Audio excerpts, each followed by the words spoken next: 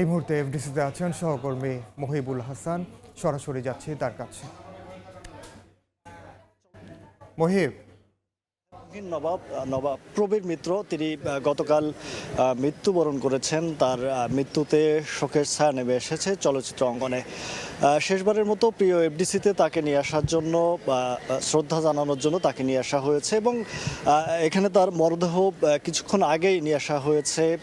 শিল্পী সর্বস্তরের যারা আছেন তাকে শ্রদ্ধা জানাবেন, সেই সঙ্গে দুপুর 1:30টায় তার এখানে জানাজা সম্পন্ন হবে। এরপরে নেওয়া হবে একটি বেসরকারি টেলিভিশনে, সেখানে যা দ্বিতীয় জানাজা নামাজের শেষে তাকে নেওয়া হবে আজিমপুরে এবং আজিমপুরে তাকে চিরনিদ্রায় সমাহিত করা হবে। এর আগে একটু বলে নেই, 1971 সালে এইচ আকবর পরিচালিত জলছবি সিনেমার মাধ্যমে বাংলা চলচ্চিত্রে যাত্রা শুরু করেন। মাত্র চাঁদপুরে জন্মগ্রহণ করা এই অভিনেতা দীর্ঘদিন অভিনয়ের সঙ্গে জড়িত ছিলেন। প্রায় 4 দশকের বেশি সময় ধরে অভিনয় জীবনের সঙ্গে জড়িত ছিলেন। তিনি অসংখ্য সিনেমায় অভিনয় করেছেন। এ পর্যন্ত প্রায় 4 শতাধিক সিনেমায় তিনি অভিনয় করেছেন।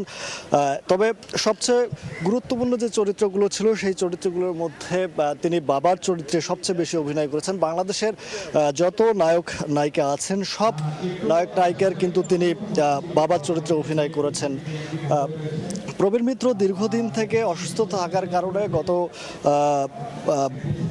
28 তারিখে তাকে হাসপাতালে ভর্তি করানো হয় এবং হাসপাতালে ভর্তির পরে সেখানে তার চিকিৎসকরা জানান তিনি ফুসফুসে রক্তক্ষরণ সহ নানাবিধ সমস্যার কারণে তিনি মৃত্যুবরণ করেন।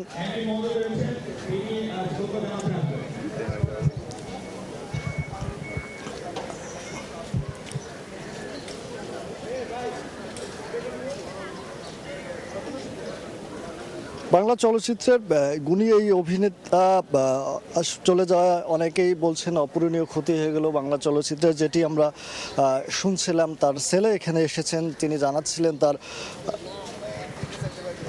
এই যে চলচ্চিত্রে এই একটি কিংবদন্তির মৃত্যু এবং এর একদিন আগে কিন্তু মৃত্যুবরণ করেছেন বাংলাদেশের আরেক গুণী অভিনেত্রী অঞ্জনা রহমান। তার মৃত্যুতে যে শোকের ছায়া নেমে এসেছে চলচ্চিত্রের, তাই সেই রেশ কাটতে না কাটতেই কিন্তু চলচ্চিত্রের এই আরেকজন প্রবীণ অভিনেতার মৃত্যু এবং সেই মৃত্যু আসলে শিল্পীদের যে শোকের ছায়া নেমে এসেছে সেটি কিন্তু আমরা দেখছিলাম। তাকে সর্বসাধারণ শ্রদ্ধা নিবেদনের জন্য বিভিন্ন চলচ্চিত্র বিভিন্ন সংগঠনগুলো শ্রদ্ধা নিবেদনের জন্য ছুটে আসছেন এবং এই একজন অভিনেতার চলে যাওয়া আর আগে আরেকটি বিষয় যেটি রয়েছে, প্রবীর মিত্র তাকে অনেকেই জানেন, তার নামটি হিন্দু এবং সেটি কিন্তু আমরা জানছিলাম। তিনি বিয়ের আগেই ইসলাম ধর্ম গ্রহণ করেন। তার নাম হাসান ইমাম নামে রাখা হয় এবং এরপরেই তিনি বিবাহ করেন, সেই তথ্য কিন্তু জানাচ্ছিলাম। বিএফডিসি থেকে এই ছিল আমার কাছে সর্বশেষ সংবাদ। সরাসরি যুক্ত ছিলাম এফডিসিতে।